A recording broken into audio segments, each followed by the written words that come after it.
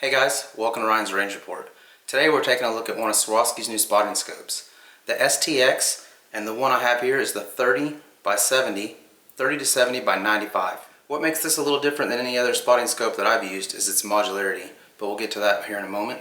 I'd really like to send a thanks out to 3rd Gen Shooting Supplies. They gave this to me on loan. I saw them at a match. I shoot with those guys a lot, and they know that I do reviews on gear, and they asked if I wanted to take it for a little bit and give it an overview, and I was very glad to do so. They put me in contact with Swarovski, who gave me the spotting scope adapter, or the camera adapter for the spotting scope, which is digiscoping, which I think has been great. I've got some great trace, and I've used it at matches to get some good video of impacts, and just used it for a bunch of different things, really.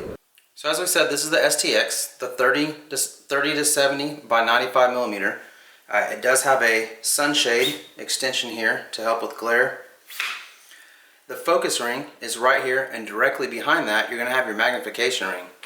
Why that's useful is if you're out in the field and you see something, let's say you see that buck out there and you're focusing in, and now that you got it focused, if you want to zoom in, you have your magnification ring right here, so it can all be operated with one hand.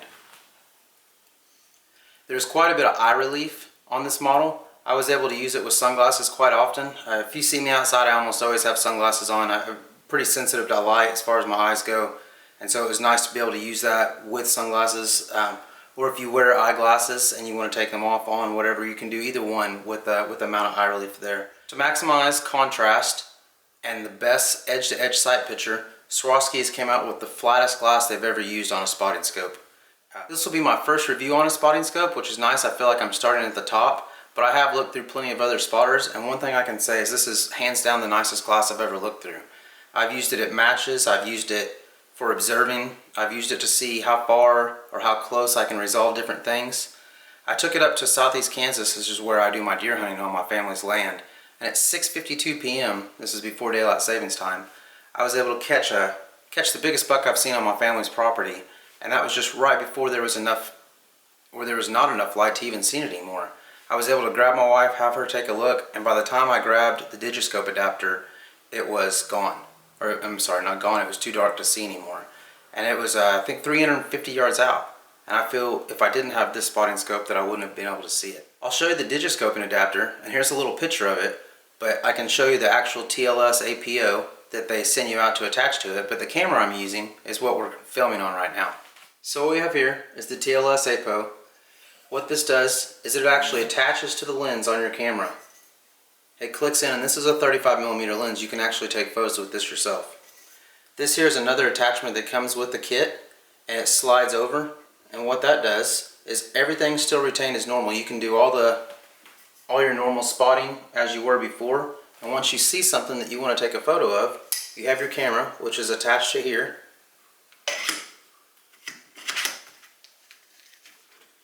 Now, you're good to go.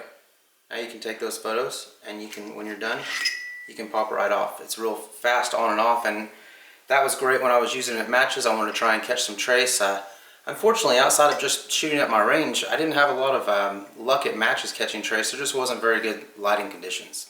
So let's get into the modularity of this scope, which is what really sets it apart from other scopes. Here, you have the 30 to 70 by 95. Even though it's not very heavy, this whole unit here is only 75 ounces. This is a lot to carry around. This would be great if you're sitting at the bench, if you have a nice, easy place to observe from where you're not carrying it a lot, just because its overall size. Now, if you wanted to take something a little more compact in the field, normally you would have another spotting scope, or they would sell you a different eyepiece, but you would be stuck with the same size objective. So you might have a little wider field of view, but overall you would always have the same size of scope. Swarovski, they solved that by replacing this part, or selling additional objectives. And I'll show you here, I'll try and attach this. So here I have the 25 to 60, and it's a 65mm objective. So you see how much smaller that is than this. So to turn this scope into this, it's really simple. You have a button right back here. So you're going to push this, turn. Now this part is off the scope, and you have your eyepiece here. Now you take your other eyepiece,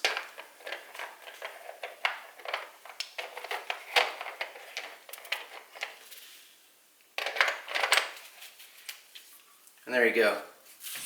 Now that's a very nice and compact spotting scope, and you still have the great Swarovski glass, and you have all the other features. You still have your magnification ring right behind your focus ring. It's all there in one package. When I went and stalked my family's land and was looking around for deer, I would take this with me, and when I came back and would just observe off the front porch, I would just slap this one back on. So to me, that means that you can just have one spotting scope and you can just add additional pieces to it, and it seems like a big improvement over the eyepiece. Now, after you've seen it like this, it makes it seem like the eyepieces don't even make sense. So as far as me using it, I've mainly used it to see impacts, to spot for other shooters. I've taken it to matches to spot for other shooters. Everybody was glad when I brought this one to the match, as we're glad when the guys from 3rd Gen bring it to matches for spotting. It just seems to make everything easier. Impacts are easier to see. Trace is amazing to see through here. Here's a little bit of footage for some trace that I was able to capture. It really doesn't do this spotter justice. It almost just looks like a tornado from the back just flying through the air once the light gets on it just right. And being able to see that trace, I can call misses sometimes before it even gets towards before it even misses the target. I can see its trajectory. Of course, I try not to call those hits or misses until I actually see it go past. That'll throw a shooter off. And so I said, this is the 95mm up here. And once you have it back on, I don't know if I showed that earlier, just this little part here that you can tighten up and loosen up. And this whole part is what came off the front. They do make 2 different versions of this. This is the STX for straight, and then they make the ATX that's angled. Wherever suits your needs best. Otherwise, they're functionally the same, other than the angled and the straight on eyepiece. Other than that, there's not a lot extra to say about it. It has the modularity, which seems to be a first. It has really good ergonomics, amazing glass, great eye relief, and the digiscoping adapter was just great. For me, it was just a lot of extra fun, but this is also used a lot for observing and for birding and things outside of what I would normally do with a spotting scope. So it's a little bit for everybody, I guess you could say. So if you have any questions about the Swarovski spotting scope, please let us know in the comments. I've definitely spent a lot of time behind it. I used it every time I went to the range. I took it with me. If you've seen me, if you're local to where I live, you've definitely seen this spotting scope. I pretty much got everybody that I saw behind it. I was just so impressed with it. I was just, hey guys, you need to check this out. And I can't think of anybody that saw it that thought that it wasn't probably the nicest glass that they had looked through. And Swarovski's known for that, so I didn't expect anything less. Once again, Swarovski STX with a 30-70 by 95 objective. Additionally, you can have the 25 by 60 with the 65mm objective. And then there's the TLS Apo, which is the digital camera adapter. Hopefully next month we're going to start taking a look at Night Force's new spotter. If I can just make a public comment to all the guys out there making spotting scopes, us tactical long-range shooter guys, we would love to see reticles in these, or at least have the option for a reticle. It's really nice for calling hits or calling misses and making corrections. Well guys, that about does it for this episode of Ryan's Range Report. Make sure and follow us on Facebook at facebook.com/Ryan's Range Report, and make sure to subscribe so you can see our future updates. Thanks for watching.